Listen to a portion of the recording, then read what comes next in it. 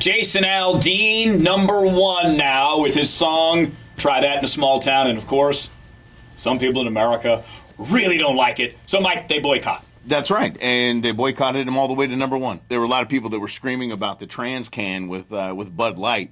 They were saying, it's just a can. It's just a can. Who cares? It's just a can. Their Jason Aldean song, which has been out for 2 months, by the way, and they started freaking out about it. Racist, racist, racist. Let me tell you something. This is an honesty. If you hear Jason Aldean's song, Try That in a Small Town, and you immediately think about black people, you're the racist. I'm going to let that sink in for a minute. What I love about this is I'm a huge hip-hop music fan.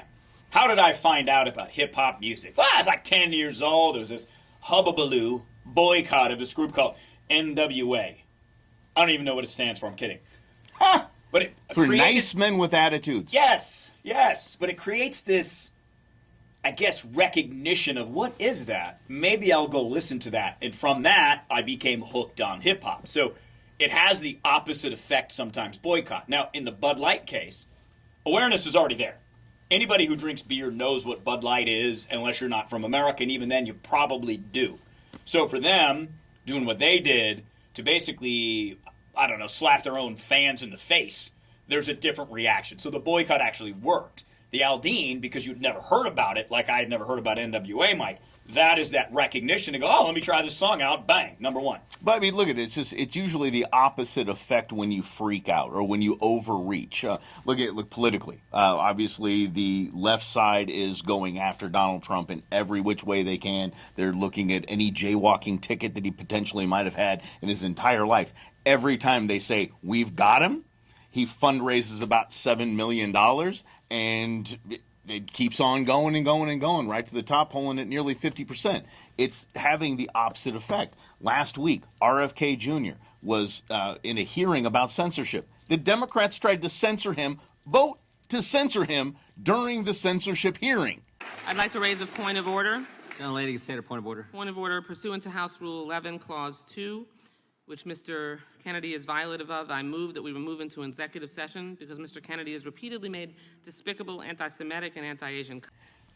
He raised $7 million while he was speaking at the hearing. So it has the opposite effect when you come at people. Well, that's a great point, the opposite effect, because what are the people that are boycotting Jason Aldean trying to do? They're trying to influence America that we're a white supremacist nation and that laws have been used primarily against black people and people of color. That is an assertion that I agree with. However, if you're going to attack everybody and say that everyone is racist in America, it is the worst technique to try to influence people that you are correct. So I would actually go back to some of these Tennessee lawmakers that were big on the opinions about the Jason Aldean song. One of them, Justin Jones, said it's an anti-lynching song. And it's about glorifying a South that we are moving forward from and that we're trying to move forward from here in Tennessee.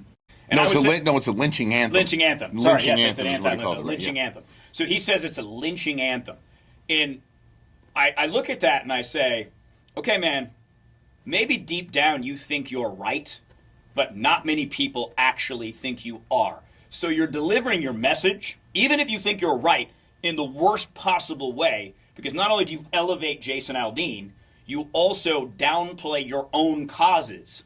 And he has absolutely zero to do with this. Absolutely nothing. This is a Georgia story about the building that was behind Jason Aldean. He's a Tennessee lawmaker. It's people that are using this type of controversy that they're helping to gin up to build their own brand and build a name for themselves for people that would actually think, yeah, he's right. Okay? Those are the type of people that will vote for you. But if you think you have a future in politics, keep doing that, because that seems to be what our political landscape is right now. So here's a message to you, Justin Jones. Say something interesting. Say something thought-provoking, not just a tired old nonsense that we've heard a million times. You're trying to change the world, or you're trying to be like everybody else. And Jason Aldean, keep making good music, buddy. You're doing good. Congratulations on your #1 hit. Thanks, America.